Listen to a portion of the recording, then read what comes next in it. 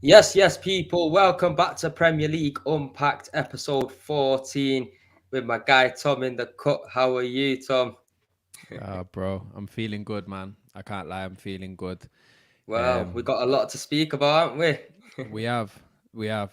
I don't know where you want to start. Do you know what? First of all, I just want to say congratulations because obviously you guys won the league.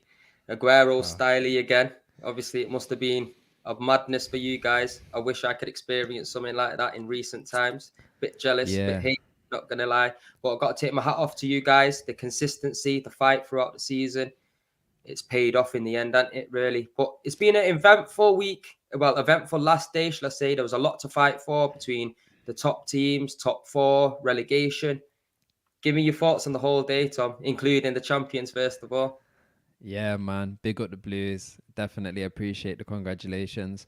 I think it was one of the best kind of final days of the season that I remember in years. Do you know what I mean? Because like you say, we had real kind of ups and downs at both end, top and bottom of the table. Um, in terms of starting with the City game, football, man, football.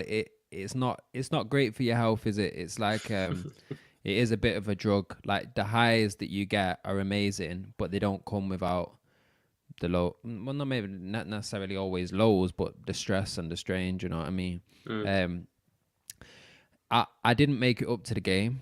I'm not really sure why I didn't. My people were all there. You know, I could have got a space on my season ticket probably, but for one reason or another, I had work and I had things on, and I think maybe in the back of my mind, I was half expecting it to either go really smoothly or for us to throw it away. And in either of those scenarios, as spoiled as it sounds, I weren't that desperate to juggle around all the things I would have needed to juggle to get up there. Because if we'd won 4-0, again, as spoiled as it sounds, kind of been there before, and obviously it would be a great moment, but it wouldn't have necessarily been as memorable as the QPR win. There wasn't for a second in my mind that I entertained the idea that it could have been another one of those moments. Do you know what I mean? Mm. So I wasn't at the game, and I was watching the game on my phone while I was running around sorting a few bits of work. And at 2-0, I put the phone down in my van, had to run into somewhere and sort something out. And at that point, I was running in where I was going, and I was thinking, "Oh, I dodged a bullet, man. I really did. I dodged a bullet going to the not going to the game, because this would have been painful to watch." And 5 minutes later, I came back out to the van, and it was 2-1, and we were literally just on the break about to score the second. So, obviously, football does that. It turns on a head. By the time we'd won it, I was kicking myself, wishing that I'd been there, feeling like it was a moment missed a little bit. But I was really happy. I was really happy for Pep. I was really happy for Fernandinho. I was happy for the fans. I was happy for the players. And I really appreciated not only how the final day went, but kind of just people's response to it. Like, I'm Mm. used to like City's success kind of being sometimes overshadowed by other people's like bitterness or judgment, or criticisms about how we've got there or where we got. But on this occasion, I felt like United fans, United pundits, Liverpool fans, manager, like everyone kind of gave the credit to City, gave the credit to Pep, um, kind of allowed us the space to enjoy that moment. And that felt a little bit unusual, but Mm. I appreciated it. It made me have a bit more respect for Klopp. It made me have respect for Keane and Neville. I don't know if maybe part of the reason why they seemed like less pissed off than they usually would be was because of the fact that they were trying to stop Liverpool from leveling with them on league titles. So Yeah. maybe in the back of their mind they got what they wanted. But Well, yeah, where it was was a your cool head day at, football. Tom, when you were 2 At nil 2 down? Because 0 that's what I want to know, where your head was at, mate. Because if I was you, I would have been shitting myself, mate. Well, Absolutely shitting it. I think Jack Grealish said that he at 2-0 he said he didn't think we were going to come back, which was interesting. Really, I thought that was pretty honest from Jack, really, um, because even if players did think that, they like to present the idea of like, we never had doubted it. I knew we'd come back and win. That's his Aston Villa mentality. He's only just got there in it. He It hasn't is. got that mentality just yet, I It's think. true. That's another conversation to be had, and maybe that's part of the reason why he didn't come on. But I'll be honest, at 2-0, especially because of what happened in that Real Madrid game, when it went to 2-0, I thought, it's going to be one of them seasons. We're going to throw it away. Liverpool are going to win the title. They're going to win the quadruple, and my worst fears are going to be realized. But that just gives you even more appreciation for those players because, like I say, that wasn't just me being a cynical City fan.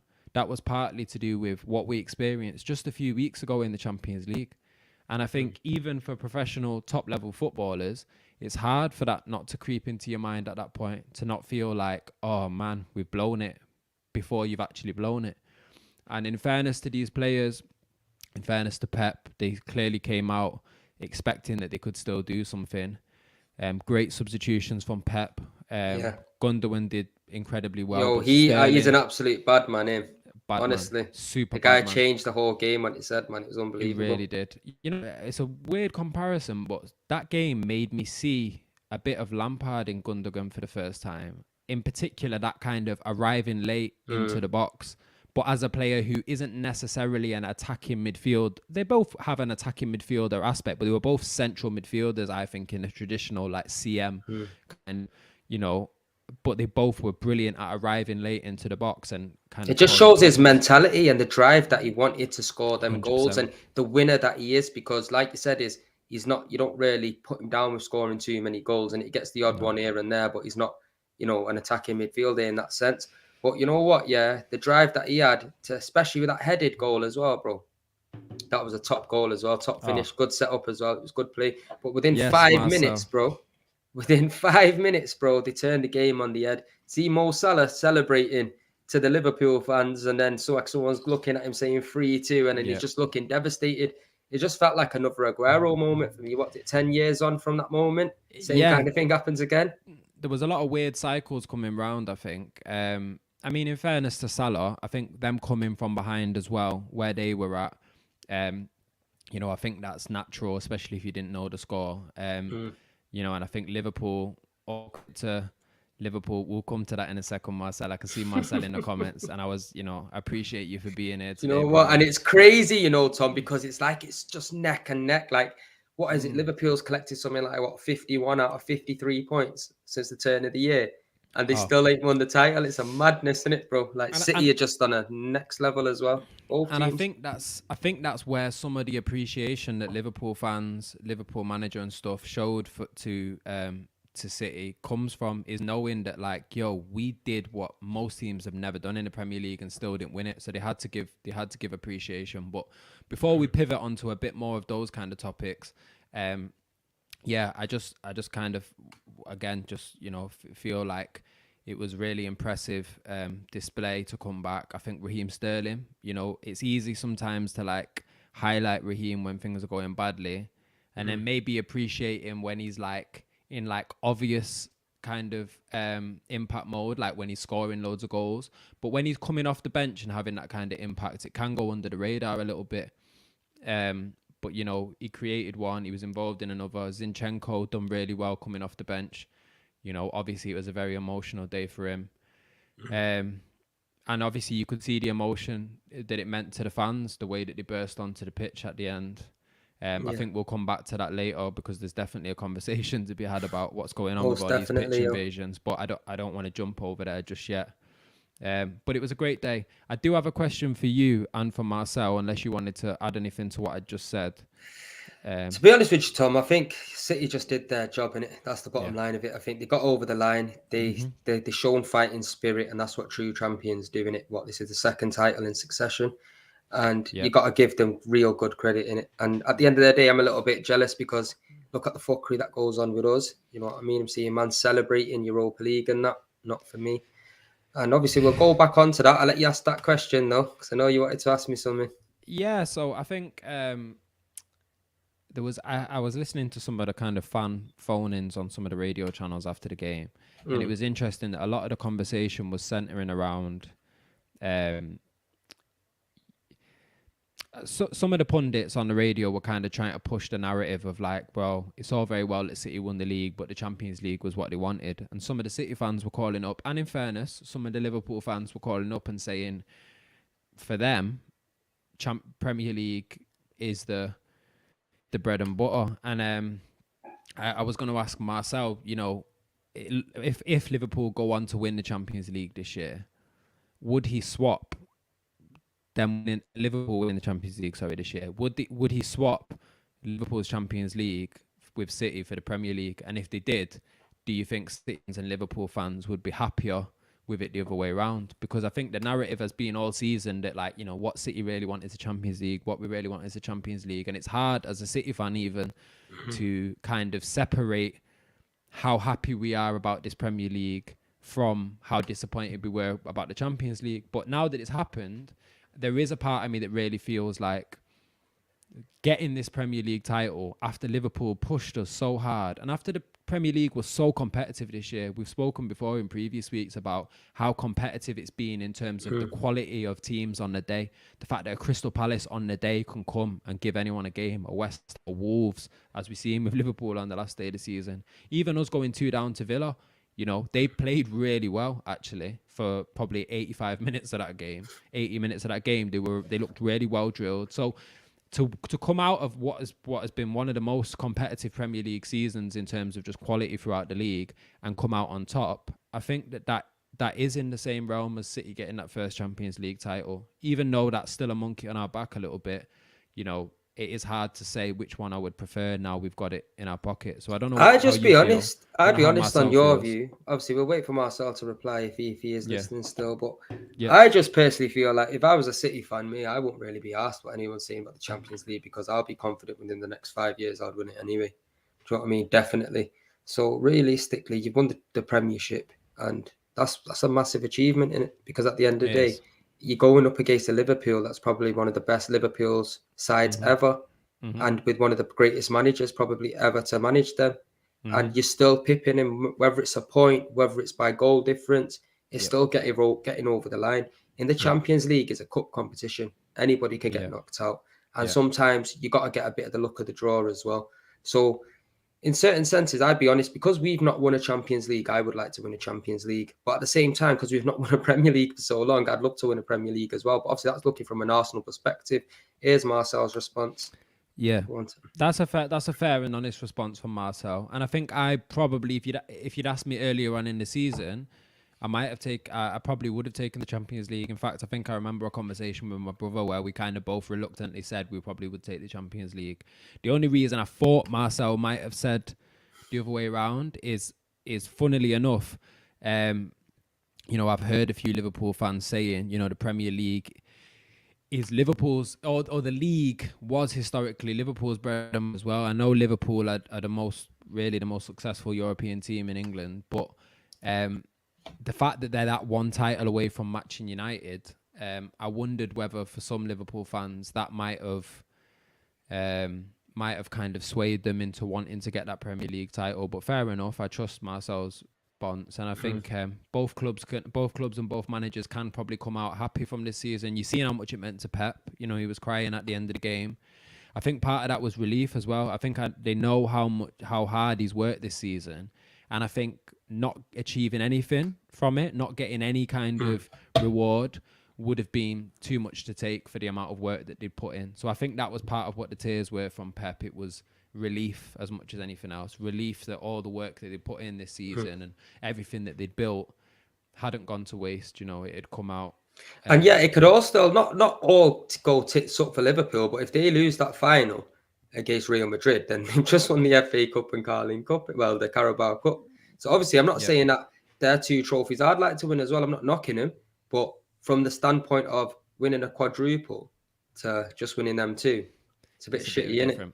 It's true. It is a bit different. You know what I mean? And then people look at you in a different light, because if they would have won a treble or they could still, but say, for example, they do win that treble, even if it's not the Premier League, the team will still be regarded in a different place for years to come. Where if this team just wins 2 cups, 10 years down the line, they're not really going to talk of this team.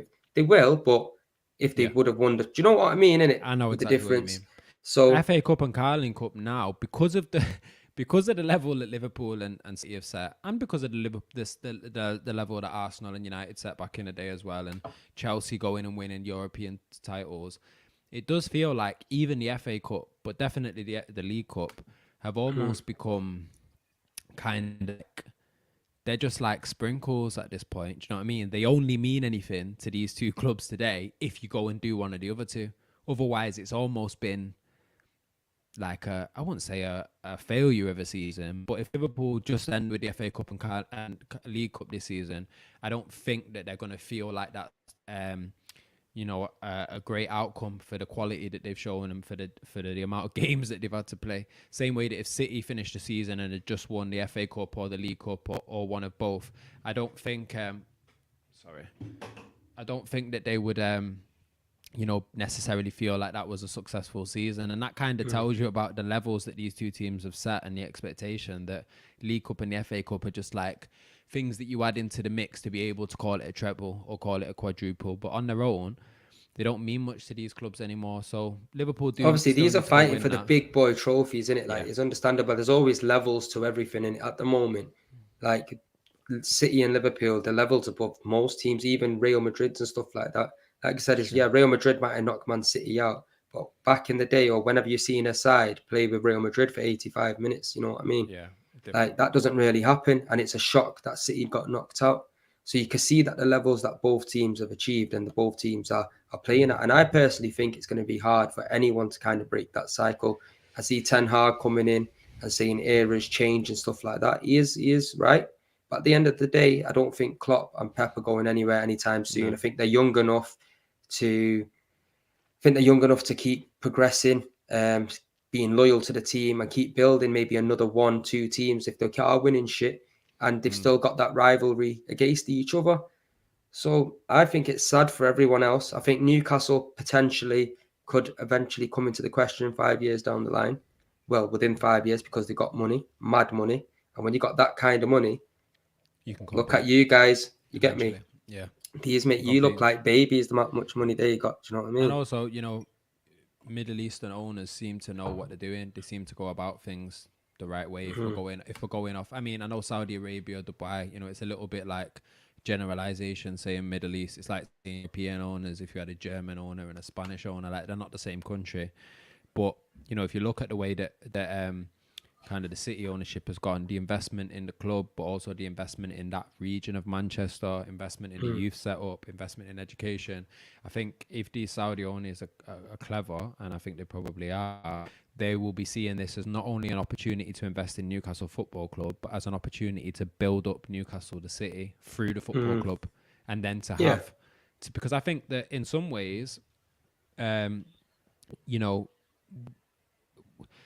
especially with cities like Manchester and Newcastle that aren't London's yet, they're major global cities yet.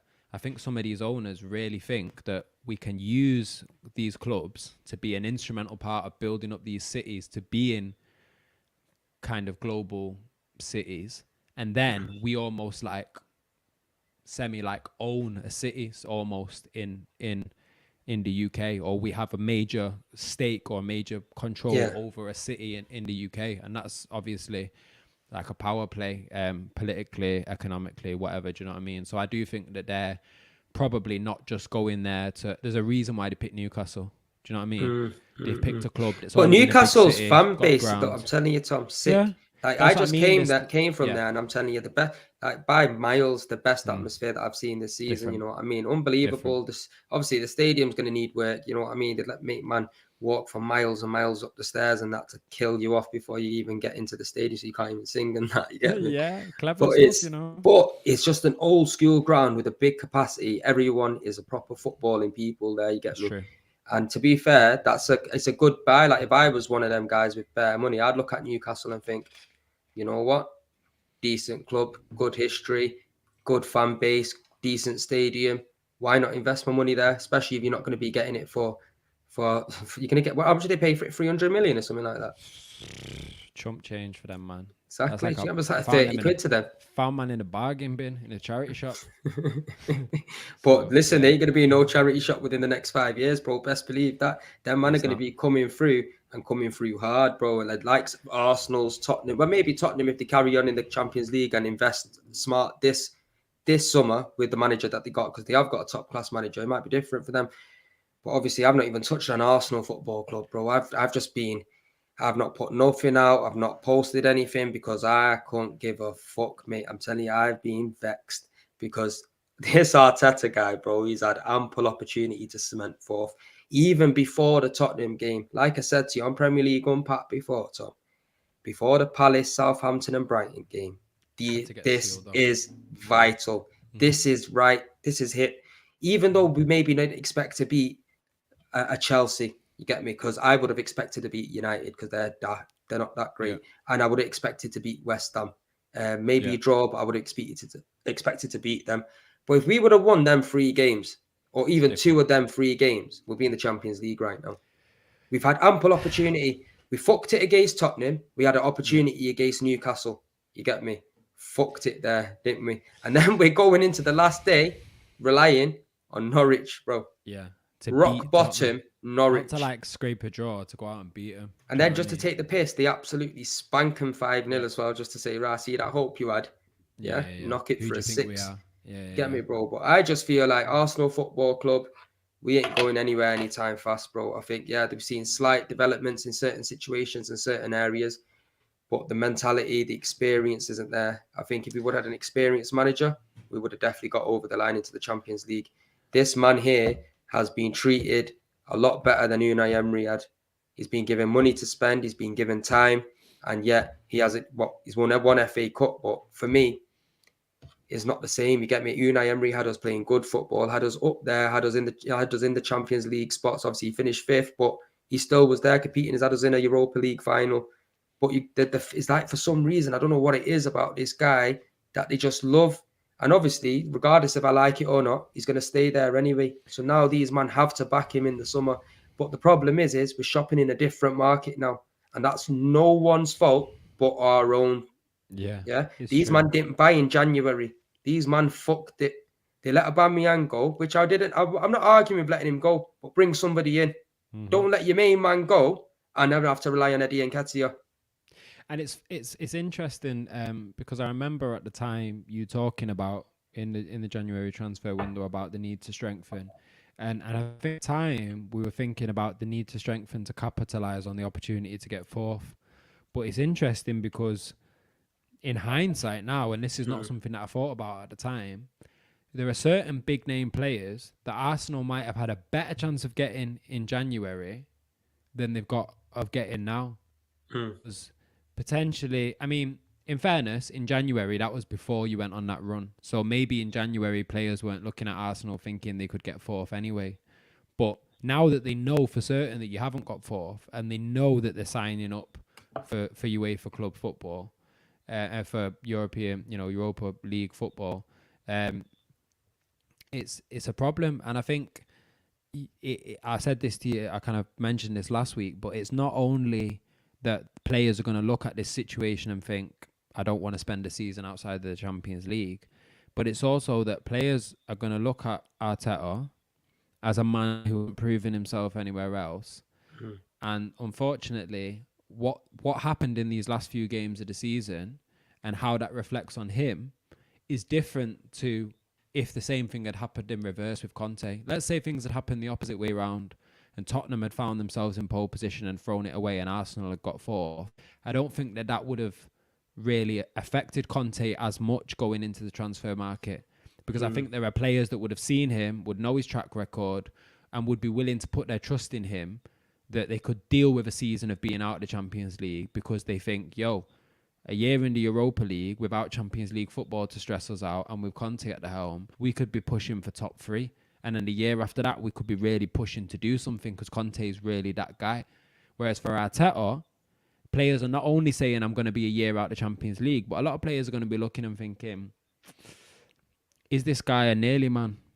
Is this guy a Brendan Rodgers? Is this guy a guy that's going to, where I'm going to go there on a 3-year deal, and a year later we're still not going to be in the Champions League. And now if I'm Lautaro Martinez or I'm one of these players that could definitely get a Champions League move. Bro, the bottom line of it is we are shopping in a different market now. You can't risk that. We are if you're Martinez, you can't risk going to Arsenal on a 3-year deal and potentially wasting your 3 years of prime football not playing in the Champions League. They can't afford that risk. So now you like you said, you're shopping for players that either aren't desired by other Champions League contenders, or players that have already been there and done that and don't mind maybe going outside of it and not getting. I mean, it's a difficult one. Go on, let me know what you think, because I know you're the Yeah. Arsenal man, but it's hard. Like, you know what it is, bro? Like, this is what I'm trying to say now. In the regards to our club as it stands now, bro. Yeah. I understand we have a young squad, but the reason we have a young squad is because of this manager and the owners and the people that are running this football club. Does that make sense? Yeah, it does. Now, there's nobody else to blame but whoever's running the club. Now, we had opportunity to capitalize in January. Yeah. Nobody's saying go out there and buy a world star player. We're saying if you've let your top man go, regardless if he's on form or not, because I'm sure at that time he was probably on level with goals with Emil Smith Rowe or something. For even still, you got to bring someone in to back the goals up. We've got a half dead Lacazette. You get me? Like, he's got no petrol in his tank. You get me? Yeah, it's true. Eddie Nketiah, he's played for us before. It's just not happening yet. He's got a few goals here and there, and well done to him. But that's not enough for Arsenal Football Club. You get me? And you've started the season off with an inexperienced squad. You're letting your experience go with Aubameyang as well. So where's the knowledge in that? If we can see this as fans, why can't you see this? Does that make sense? You're stressing me out, and I'm not even an Arsenal fan. Yo, I'm telling you, Tom, like, I am seeing on Instagram and that, man celebrating and that, playing fucking bagpipes or whatever it is that were in the Europa League. Are you mad, bro? Like, we are fully fucked it. Bagpipes. Yo, I'm telling you, I don't know what they were playing, yeah, them trumpets and all of these kind of things, yeah. But I'm not saying don't enjoy yourself. Yeah, it is a bit of progression. But how can we let it slip like that? Opportunity after opportunity after opportunity. Can you clearly not see if we had a more experienced man in charge, they will get you over the line? That's what it is. But our club is just fucked. They're run by Muppets, bro, Tom. And as an Arsenal fan, we're going to be sitting here for the next 20 years, yeah? And we're going to be thinking, oh, we almost did it here. What if we did this? Exact same shit that's been going on. Because the bottom line of it is the owners don't really give two fucks, really. They just want to save as much as money as they can. Have a man that's going to be running the club, that's going to be saving them pennies left, right, and centre. They're not going to have to give big wages to. Will be a yes man. And maybe if he does overachieve here and there, look good for the fans. Yeah, they'll bring in the odd one signing here and there. But it's all a fuckery, bro. It's a painful situation. I think big up Earl. Good to see you, bro. Good to have you with us. I think Marcel kind of hit the nail on the head with what I was thinking in terms of, he said, I think having an elite manager as much weight as Champions League football. That was kind of what I was getting at before with Arteta. And I think it's a painful one for Arsenal, because now the next question I was going to ask you, and I'll give you my thoughts, and then I want to hear what you've got to say on it. But I was going to say, what is it going to take for us? Like, Arsenal needs, the hard thing about trying to break back into that Champions League, and not only break in, but break in a way where you can get in and then the next season compete and build on that and try and hold that top 4 position, is you kind of have to have Champions League quality footballers the year before you get into the Champions League. So then my next question is, well, how do Arsenal get those players through the door without Champions League football and without an elite manager that players are going to buy into? The only thing that's left then for me, and you might be able to add to this for me, but the only thing that's left then usually to try and build in this transfer window would be if Arsenal went out and paid above the odds early in the window for a big name player as a sign of intent, and then we're willing to then go out and maybe pay above the odds again for some other players that will follow that one through the door. But Arsenal are never going to do that. At least if they've got top 4. The only way we're going to do that, Tom, is go for players that are in the last year of the contract, like a Tillemans and stuff like that. Yeah. The problem is with Arsenal Football. They're not going to pay overs for them, are they? That's a different situation. But what I'm saying is, this is what I'm trying to say. That's what we're going to do. That's all we're going to look for, because we ain't going to be paying over the odds. So we're going to look at a Tillemans, look at people's vulnerable situations and try to prey on that. I'm not saying that's wrong. I think in certain situations it's good. Do that. But that just restricts you to a certain market. Now, as is realistic as it is, bro, we are just shopping in a low-tier market now, because, like you said, is the best players in the world. There's Instagram, social media. They want to be in the Champions League. You get me? Unless the bag is ridiculously above what they were going to get elsewhere. And I think that for me, as an Arsenal fan, and this is where this is where I kind of side with you in terms of the other Arsenal fans that are kind of celebrating the progress, because I think was it Obi earlier said in the comments, you know, it was a good season for Arsenal overall. We outdid our season's objective. Squad's free of toxicity, and I think that's valid. The problem with that, and where I side with you on not getting too optimistic about what's happened, is that I think what Arsenal fans need today, if it would make a difference, is to really apply pressure onto the manager, onto the owners, and not just spend, but to be willing to spend over the odds so that they can get, for example, if they approach Lautaro Martinez at the start of this window and he's thinking, no Champions League football, Mikel Arteta, I don't know. But they approach him and say, look, we know your rotation was 180 grand a week. We're willing to offer you 270 or whatever it might be that's going to be enough to make a man think, you know what? That 80 grand extra a week or something is going to be worth me taking that risk. If they go out and do that early in the window, and within the first week of the transfer market, Arsenal have signed Martinez, you know what happens? It starts to come up a certain energy, not only amongst the fans, but amongst other players. Yo, Arsenal are doing something over there. They got fifth last season. They just added Martinez up front. Suddenly now, when you start going for a Tielemans, or you start going for some of the man that you were talking about in kind of defensive midfield roles, centre midfield roles, some of these guys are thinking, I trust that they're building something over there. Martinez is certified. They had a couple certified players already, and it shows the intent. So for me as an Arsenal fan, I know that it's easy to feel like there's nothing that we can do in this situation. But if there is any pressure that Arsenal fans can apply, it needs to be applied to, look, we failed to get fourth this season because of their failure to invest.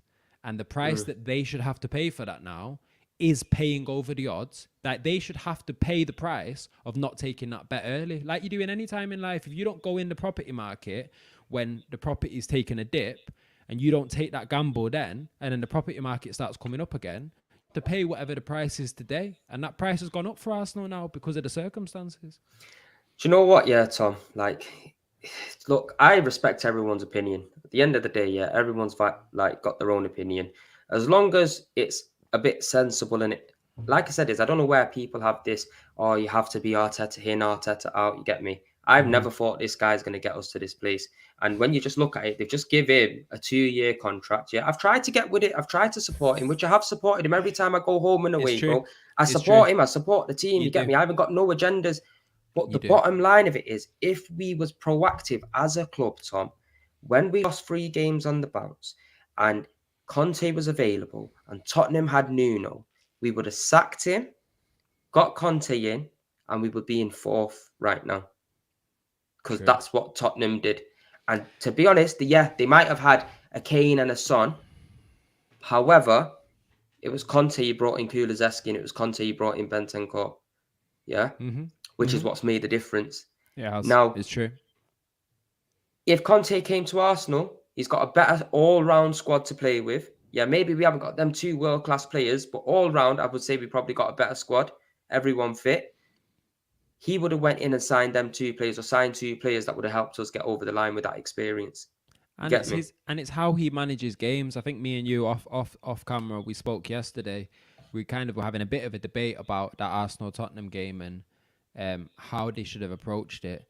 But I think what we agreed on was that if Conte was managing Arsenal in that game, he would have known some of the tricks of the trade that you just pick up over the years on how to get over the line. Again, just like Tottenham were, man. With Pep. You used that with Pep earlier. Sometimes it's about getting over the line. I know you said as an Arsenal fan, you wanted to go there kind of ambitious and aggressive and go for the win. But actually, I think Conte, if he was the Arsenal manager, he would have known how to suck at Tottenham in. He would have known how to take the energy out of the game, neutralise. You know, he would have known how to get a 0-0 draw if that's what was needed to get up to kind of flatten Tottenham and get over the line at the end of the season. Unfortunately, Arteta doesn't have that experience. And if the owners really think he's that guy, which I'm not, like you said, the problem is that I don't know if these owners even care if he's that guy. I think, like you said, what they like is that he's a good financial player. He does what they need financially. But if they do care, you know, I'm sure they're not listening, but if they are listening and they do care, then, If they are listening. But now is the time to show. If you really think he's that guy, now is the time to show by going out and investing. And going out and investing doesn't mean going out and spending money. For me, going out and really putting your balls on the line and saying, this is the guy that can do it for us next season, means going out and taking risks, paying above the odds, bringing in guys that you wouldn't buy if you weren't sure about the manager, spending money that you wouldn't spend, or pushing the wage barrier. Like, you know, there's a lot of conversation at the moment about whether Liverpool will restructure their wage situation for Salah. I think if they don't, it shows that the owners don't believe Salah's that guy, which is impossible because anyone that knows football knows he's that guy, or they're not interested in whether he's that guy. They're interested in a certain financial structure. So if we're going to try to be optimistic, we've got to hope that the Arsenal owners actually really do believe that Arteta is that guy and believe that his formula and his philosophy is what's needed, and then go out and spend. Go out and let him buy some players. They have to do that now, and they have to go and buy experience. Because look, like I said, I would rather us now get an experienced manager in and build on what good stuff he has done at the club so far. Not going to happen. He's got a contract. So now they have to back him and they have to buy right now. The problem is where we fucked it not getting in the Champions League. Like I said, we're shopping in a different market now. Now we're just hoping players come good. We can't, like, you think Dybala would come to Arsenal now without Champions League football? If he does, then they're just paying over the odds, like you said. But that's what you got to do sometimes. This is what I'm trying to say. This is what they have to do now. Willing to do what City did, and if they're not, then why do you think? But I'd say pay over the odds to a sense, though, or to the right guy. Yeah, to the right guy. Not don't pay over the odds for Tielemans. Not like getting Ozil on that much of a mad contract, putting Tielemans on 300 grand. Yeah, fuck all of that, bro. None of that, bro. You get me? Can't be doing none of that. But this is what I'm trying to say. Look, we're going in for a Jesus who's in his last year at City. We're going in for a Tielemans. It seemed to be their structure, but it seems to be like a limited market. Obviously, I'm not a fortune teller. I can't see what's going to happen. But best believe I'm telling you now, Tom, I'm going to be there on transfer deadline day, refreshing my phone every second, bro, because that's what we do, bro, on a fuckery. You get me? We just leave it to the last minute, seeing if papers are just enough to get signed or 15 minutes later. And that it's not enough. We need to get players in early, and we need to get them have a full pre-season. You know what I mean? Also, getting players in early. I've seen it before with City, and I know I hate the fact that I'm always comparing Arsenal's rebuild to City's build, but I have seen with City what it took to get from that fifth struggling for fourth team to get into that position. And I remember certain windows where, but Arsenal have got some dough. Yo, bro, you've got some dough. Nah, even when we moved from the Emirates, though, bro, we were selling and selling and selling because we were broke. You get but me? That's the American. That's these American owners. These American owners, they're not here to.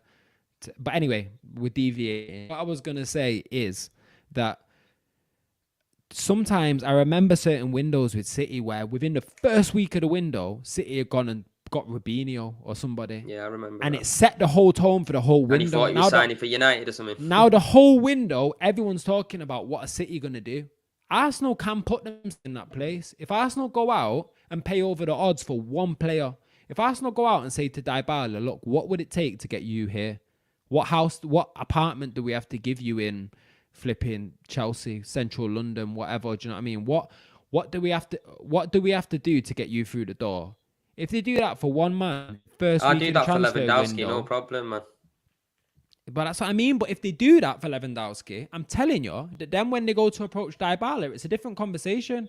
Because now, even if there isn't an elite manager, and even if there isn't Champions League football, there's an elite striker. There's an elite player, at least. Do you know what I mean? There's something for man to hold some of that hope onto.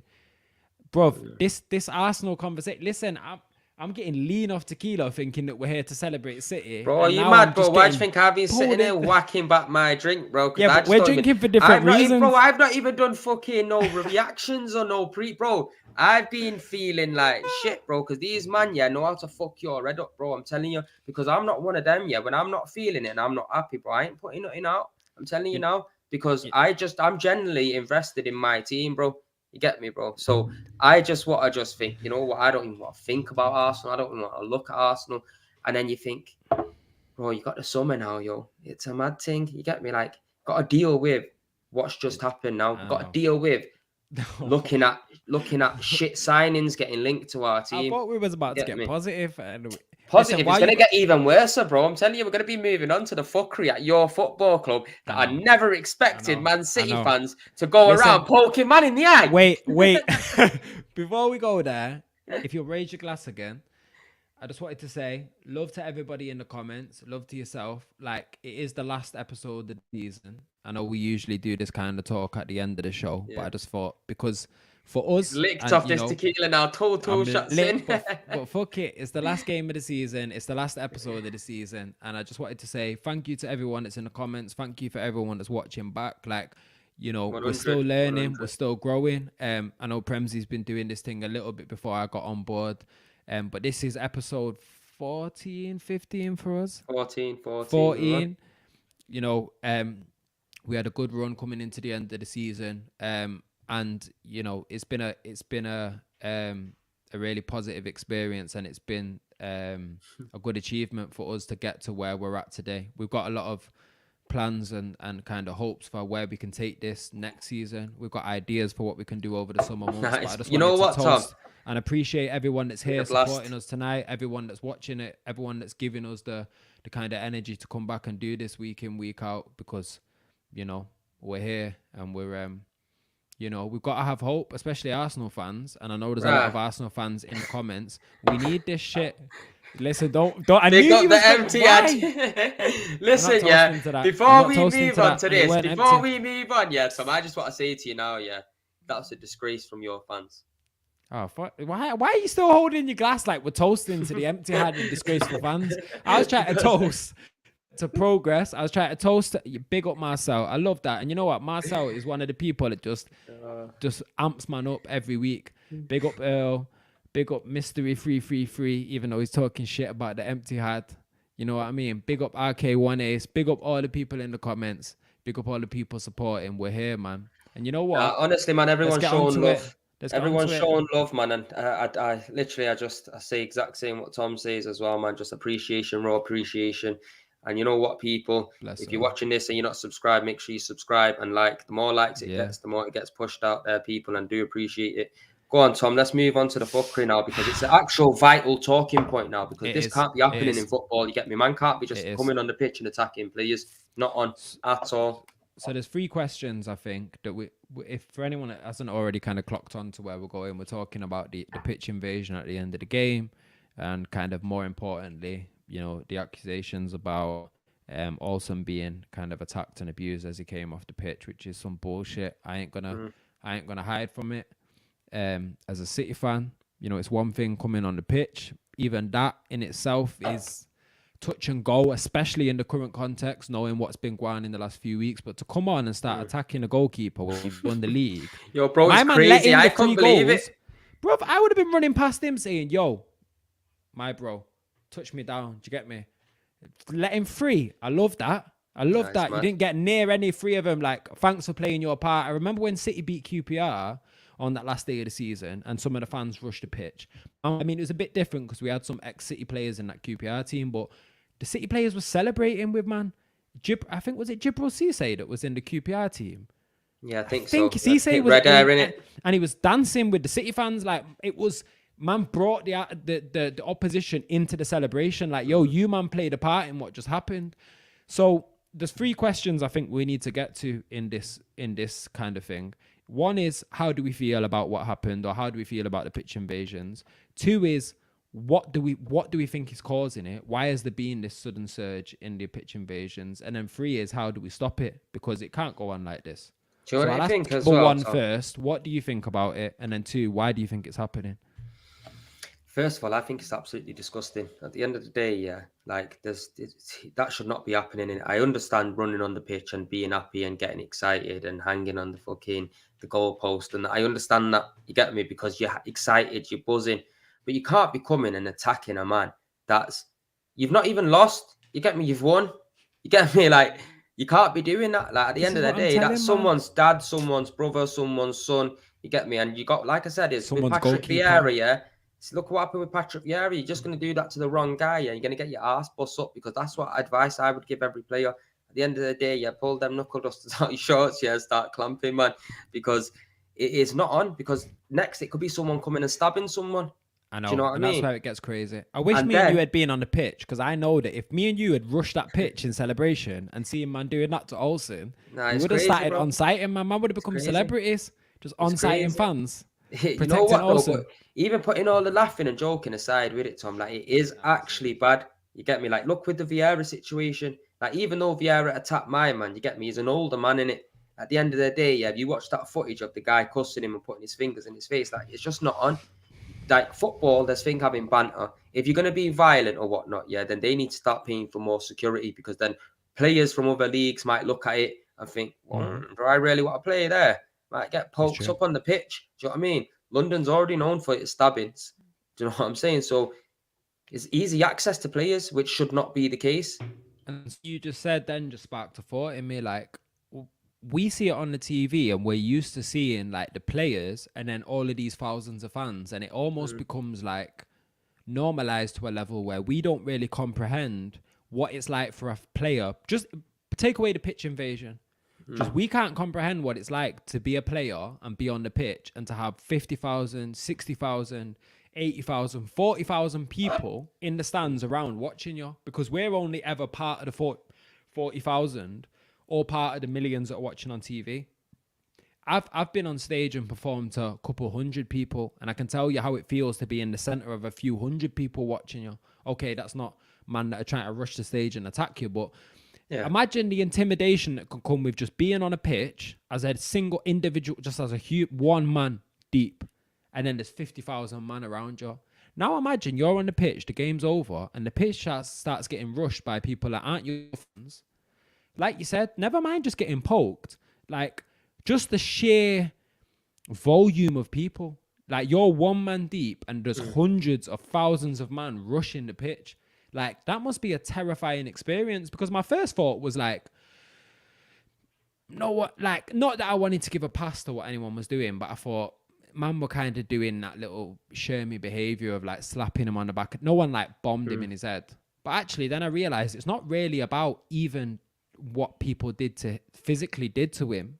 And it's not just about him, because think about the other Aston Villa players on the pitch, especially in the context of what's happening at that moment. If you're an Aston Villa player on the pitch and you see a man swarming the pitch like that, you don't know whether man are going to run past you, man are going to slap you, or whether man are going to trample you to death. Like, I know it sounds extreme, but we find it hard to comprehend being them and being that one man deep and thousands of man just running on the pitch that like have got negative energy towards you. And that's a terrifying thought when you put it like that. Like, if you've ever been run up on by 2, 3, 5, 7 man, you know what it feels like to be outnumbered. Never mind being run up on by thousands of man. Like, but this is what I'm trying to say, Tom. Like, scary. do you know what it is within this game? Obviously, football in life in general is full of different people and different characters. Like, bro, I've been jumped by 20 people before, you get me? But best believe man was lifting with a guy through the first punch. Do you know what I mean? Because that's just in my person and my character. Do you know what I'm saying? Where some of these people, they just haven't got a fighting bone in the body, or they haven't got do you know what I mean? They're just not them in it. You get me? So but no, what I'm saying, even some footballers though, they're about it. You get me? Like, there's different personalities in it. People look at Vieira, bro. He took him for a while. He tried to control himself, and he thought, right, fuck that. Turned around and started lashing man up. Which, to be fair, obviously there's a lot of people that would do that, but then again, you got the other side of it, that the people that are not. And we just got to be understanding and take it from their point of view, even if you are a bit like that. And that's what I'm doing in a sense. And I just don't think it's on. His wife, his kids could have been watching. Bullshit. And it's not like it's something that's bad that's happened. You get me? You man have actually won the league in it. Disgusting. So it doesn't make no sense, bro. And I think what started it is the liquor and the sniff, because in this day and age, bro, people go to the game and they can't handle themselves. You get me? They're in the toilet doing God knows whatever, yeah. And they obviously they're getting liquored out the red, and that's just it. That is what it's down to, regardless. And to be fair, it's just a little bit of a handful of people from every single fan base that makes people look bad, bro. It's not everybody. It's always a minority. You get me? And they just need to find them people, and kick them the fuck out. Simple as that, Tom. it's cowardly behavior because I tell you, some of these man, and I bet you these man that ran on the pitch, and were slapping Janssen or whatever. If man turned up at your place of work, if man turned up at McDonald's, or Asda, and 7,000 man ran up in the place and started chasing you, these man would have brown stains all over the pants. But the only reason man feel to do that is because these are man that are cowardly man that are, that are rushing off the moment of, like, I'm 1,000 man deep. I can do whatever I want, and you can't do nothing about it. And it's a type of person, like you said. It's just like I said, it's that Dutch courage in it. Do you know what I mean? When you're on, like, trust me, bro. You see it. People, like, when I go to the game, bro, Tom, I see a madness sometimes. I'm thinking, right, this is absolutely crazy. Like, you got to think about it. There's little kids and that going into certain places. They shouldn't be exposed to that. But that's what it is, bro. And at the end of the day, if they can't get it under control, put your hand in your pocket and hire some more fucking security guards, mate. Because them stewards don't have a clue what they're doing. Yeah, obviously. I've seen a line like that, of stewards, bro, and just everyone walking past him. Like, when you're seeing that, bro, that's a mad thing.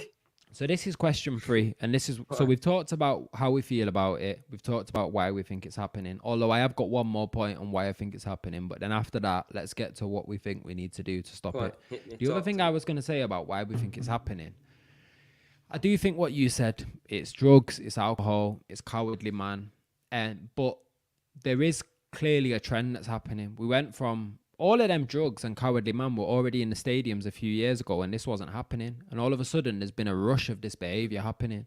So a little bit of it is just sheep-like mentality, like, oh, we've seen it happen over there, we're going to do the same thing.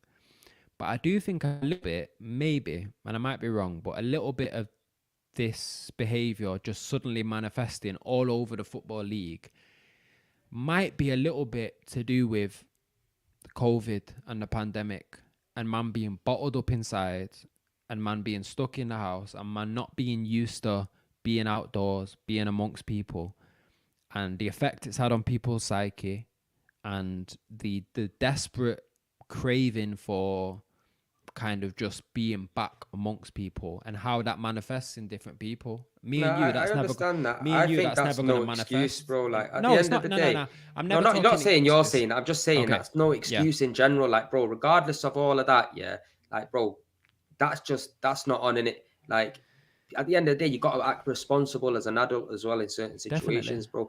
And to be running on the pitch, look, I think, do you remember back in the day when phones started to have cameras and that, and everyone started doing happy slapping, and it started to become a big thing? And do you remember that kind of time? Now social media is massive, bro. Just imagine a person gets a little video of him poking Olsen in the eye and that, and it goes viral, and he's got bare followers and all this, a mad thing. Like, there's incentive for dumb people to do stuff. So for me, I would say they need to up the security as well, because like I said, it's only a minority out of all them hundreds of thousands of City fans that ran on the pitch, or whatever. There was only a handful that did that. Certain man would discuss. I called my dad after the final whistle. My dad's in the ground. My brother's in the ground. Some of my brethren are in the ground. I've called my dad straight after the final whistle, hoping he'll answer, just to get a feel for what's going on in there. And he's excited, he's happy, he's buzzing. I can't believe it. Yo, fucking hell, this heart attack behavior, City. And then he said, we're on the second tier where our season ticket is, so we don't even have the option of rushing the pitch. But he's like, the pitch invasion, though, man. They've just ripped down the goal. It's a bit. And that's him saying that in the thick of celebrating. So already, like you said, to speak to the fact that not all fans are the same, there's certain City fans that were there in that moment saying, this isn't my version of celebrating. And just to clarify, I weren't, and I know you didn't think I was, but just to clarify for the people, I weren't trying to give excuses. Sometimes there's a fine line between excuses and reasons. And the only reason I'm trying to get an understanding of the reasons is so we can get an idea of what needs to be done to stop this from happening. For me, security, that's a good step forwards. Although security, if you can't get enough security, then you're back to thinking about fences, you're back to Hillsborough. So it is difficult. There's only so many people you can have on the edge of the pitch, and there's always going to be so many people in the ground. For me, but it's the control of getting them down the stairs. Like, see that control from see, like, obviously, you're right. Stadium at the lower, like, if you have more security, you have 10 man blocking a stairway. it's going to block the way for it to does come. make a difference. But obviously, people think about the pockets. But like I said, is when man are running on a pitch, and can slap a man, man can run on a pitch and stab a man in it. Like then it's a different story. Then it's a different thing. Do you know what I mean? Then you've lost your investment. You lost a human. You've lost a player. Someone's lost a father, a son, and it's all a mad thing. And it is very possible, bro. There's some crazy people in this world, bro. We've seen mad things happen in our city, bro, at the Manchester Arena. Mad thing, bro. Do you know what I mean? Like people need to take responsibility. What I would say, and this is what I've been saying for a while, and I'm going to say it again, even though it applies to my club, even though I hope they don't bring in the rule until further down the line. I think they should deduct points, takes the trophy off there. Why you want to steal my points, man? I gave you that point yesterday. No, let me run down my logic. I think security and all that is great, but I think that really what would really prevent this kind of behavior, whether it prevents it from the guys that are running the pitch or whether it cultivates a certain mentality amongst the rest of the man, is you should have a rule where if a certain amount of people rush the pitch, if more than 20 people rush the pitch at one time, because you can't stop one man. You know, if they bring in a rule where anyone comes on the pitch, you get deducted points. Best believe there's going to be certain Liverpool fans or United fans or City fans that are buying tickets away just to rush the pitch to try and change what happens in the league. Like, but you could have a rule where if a certain amount of people rush the pitch, you get automatically deducted points. Bruv, you reckon if there was already a rule in place of what had happened the last few weeks, where if more than 50 people or 100 people rush the pitch, then City get deducted points and we would lose the league title. If a man tried to break over there would be 50 of a man jumping on top of him to stop him. You wouldn't need security. The rest of the fans would be preventing these men from getting on the pitch. So for me, and lifetime bans, again, I hear what man are saying, but one, it's hard to enact that when so many people rush the pitch. And if 5,000 people rush the pitch, realistically, that's a lot of pressure on season tickets. If you've got to ban 5,000 season tickets, that's a lot. So for me, I think you got to hit these fans where it really hurts. But there's also waiting list though, like man being on the waiting list for years, bro. There'll be people that can take that opportunity and act responsibly.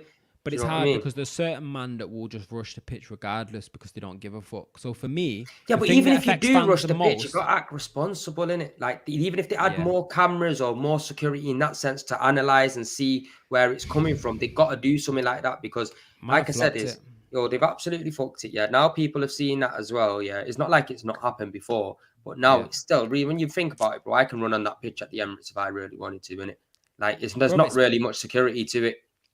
It's macca, because before I seen what had happened with Volson, I seen footage of like John Stones celebrating with fans, like looking fans in the eyes that have run on the pitch, like, yeah, we done it. Like that's a beautiful thing, even though it's not really within the rules. Definitely. That's the side of rushing the pitch that even as a fan that maybe wouldn't do that, you can kind of see where like that can be a beautiful thing. Yeah. But now these men have fucked it where for me now, we can't afford that risk. No one's allowed on the pitch. These men are worth too much.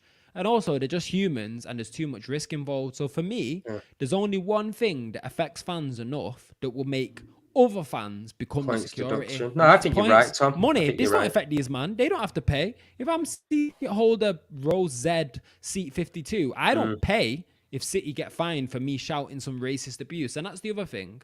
What I'm talking about, points deducted, it shouldn't just be about man raiding the pitch. It should be about racial abuse as well. Yo, if there's racial abuse happening in the ground and it gets identified that it's more than a certain amount of people, we can tell that these people are registered season ticket holders and they're not just fucking United fans that have snuck in the points deducted, knocked out of the Champions League or points out of your group. Like, stop letting these man up flipping Fiorentina or Lazio or whoever these racist teams are in other countries and in the UK that are coming and just letting it off on flipping Sterling and letting it off on black players on the pitch and knowing that like, yeah, go ahead, find my club. I don't have to pay. Nah, bun that. Dock your club points because I know that if I'm a fan and I'm in the ground and I know that racial abuse or raiding the pitch or certain types of behavior makes you lose points and a man in front of me starts to even utter the first words of something that's going to make us lose points, I become the security guard now. I become the man that's gripping him up by his shirt. Nah, you're not going on the pitch. You're joking. This man's trying to make us lose the title. Yo, 10 man, hold my man down. Don't let him on the pitch. Or my man's trying to talk, like, it would create a certain type of consciousness and a certain type of culture within the clubs where the fans become the security, the fans become the enforcers of the culture that we want, because we know that us fans that don't want to do that and that only care about the results, we're not willing to let flipping Joe Bloggs down there that's coked up out of his head throw away the league title. And I think that you can get over the fact that no matter how much security you put, look back to the 70s, 80s when football hooliganism was at another level.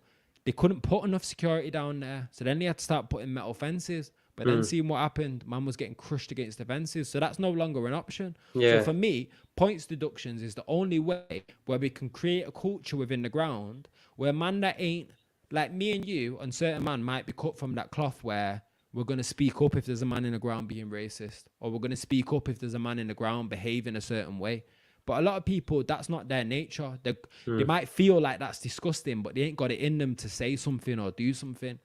But a lot of them, man, unfortunately, care more about City winning the league than whether fucking Phil next to them is being racist. And if they know that my man being racist or throwing stuff on the pitch or invading the pitch is going to sacrifice our chance to get in the Champions League or sacrifice our chance of getting silverware, then man will start to enforce the rules themselves. And I think I know that was quite emotional. No, I hear that. I hear that, Tom. And you know what, bro? I feel like that's a very, very valid point, a very good idea. And I think it makes sense as well, most important of all, and it makes sense. And it, like you said, look how close Liverpool and City was. If City knew there was a chance, the fans knew there was a chance that there's going to be points deducted, they're never running on the pitch in that amount. Do you know what I mean? No way. And for me, I actually don't mind man running on the pitch, but it's about behaving responsibly. The moment you start attacking players, then you got to just absolutely eliminate the risk at all and just can't have nobody doing it, bro. Because like I said, bro, it's a mad thing. Just to answer this question here, yo. Yeah. Yes, big up in Kenya as well, watching. Yes, I love that. Let us know whereabouts in Kenya you're from as well, my brother. I think we've got a lot to address. I think strikers we need at least a minimum of 2 strikers. I think we need to get at least 2 midfielders in a wing. An attacking midfielder and like a box-to-box midfielder. If we're going to keep Partey as the holding midfielder, that's all right. But if we're going to use him, then we definitely need to get a much better holding midfielder for me as well. I'd add that in as well, but I just know Arsenal ain't going to do that. And I'll definitely get another 4 back in as well. Do you know what I mean? But they have to be. What do you think about Bellerin? Do you think Bellerin is worth bringing back? As cover, potentially as cover, but you know what? We've got to move on from these players, Tom. He's been here for years. He's done absolute fuck all, won a few FA Cups and that. But you know what? It's time to move on, man. We can only progress at the end of the day. Would you have not liked to have Bellerin there in that Tottenham game? Would you have not liked to? No, I would have rather moved Tomiyasu at right back, and I thought we would have done a lot better. But you would have had Bellerin there before you had Holding there, wouldn't you? No, but Holding wasn't even there. It was Cedric. It was just Holding for some reason was just standing on Son. Yeah, on Son. You get me? Like that was just a mad thing. Like if you put Tomiyasu in there, I said it before. Like just mentally as well, the battle they'll have with the Oriental side of things as well is an incentive for man to play his best as well. Does that make sense? Because when they go back home and that, and their parents have been chatting, their parents have been chatting that, and they can, you know what I mean? Got one over each other. It makes a difference, bro. Bellerin always pass backwards. I just want to touch on one thing as well, Tom, before we call it a day for the stream as well. Yeah, I just want to say it's the last episode of the season. You know, we don't have to rush off especially if man want to stay, we'll stay and talk. I don't know about you, yeah, but I need to be on Mars. Okay, mate. I don't know about you, but no, obviously it's one of them, innit? Like it's probably going to take us the next half an hour anyway talking about this. I just want to touch on the competitiveness of the league. I want to say big up to Leeds for, you know, surviving. Everton survived. And also Rafinha as well. I think he's shown a real humble side, walking on his knees in that game, the length of the pitch, and just to show gratitude to God. And yeah, people were singing bad things to him. That's another culture of fans in England. But I didn't know about that.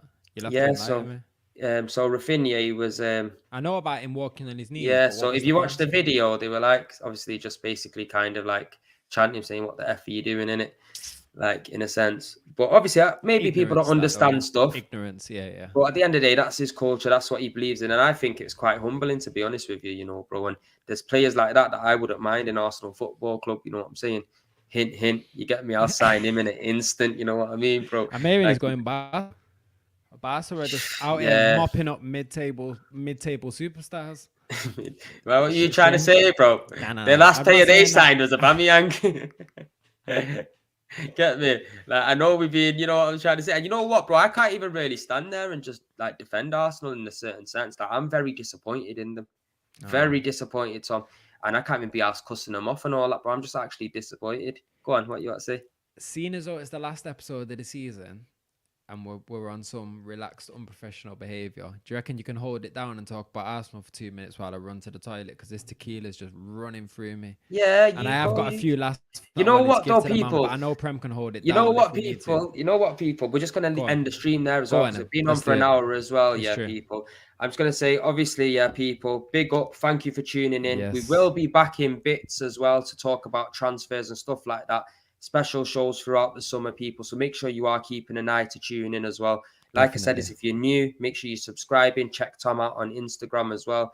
Yeah. Fuck Tottenham Hotspur. Just seeing the comment coming in. You get me? And big up. Go on. I was going to say big up all the people that are tuning in from all around the world. I seen that Dominion answered us. He's from Nairobi.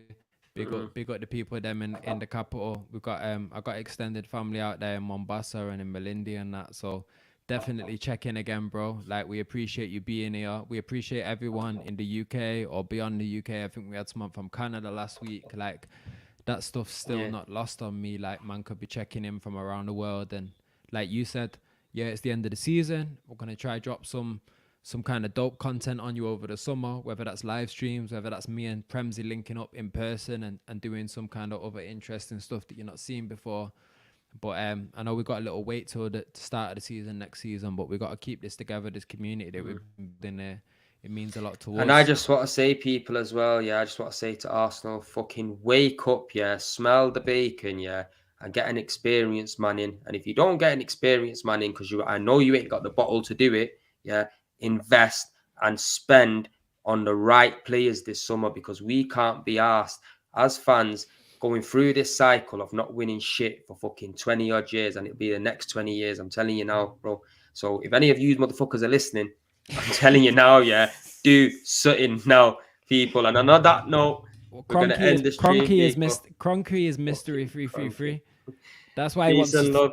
So I'm leaving it there. I'm going. I can't do these motherfuckers no more. Toast to the people in the comments. Toast to Premsy TV. We're here. You get a glass of water down, you fam. Yeah, man. Grew up in Mombasa. I appreciate it. Love to all the family. Yeah, man. Peace. We'll be back again. Love.